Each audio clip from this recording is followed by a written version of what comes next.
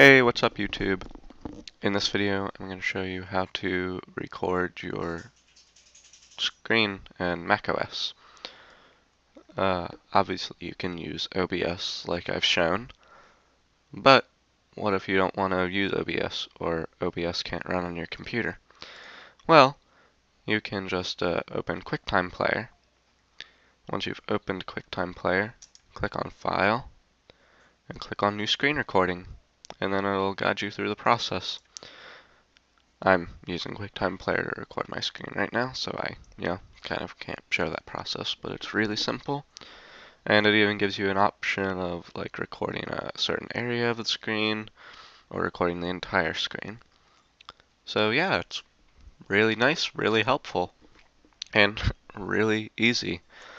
I know OBS for some reason doesn't run on my Mac Pro, which doesn't make any sense.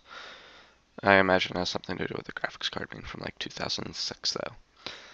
Anyway, thank you for watching. If you learned something, like. If you didn't, dislike, comment, subscribe, and tell me what you think. Thank you.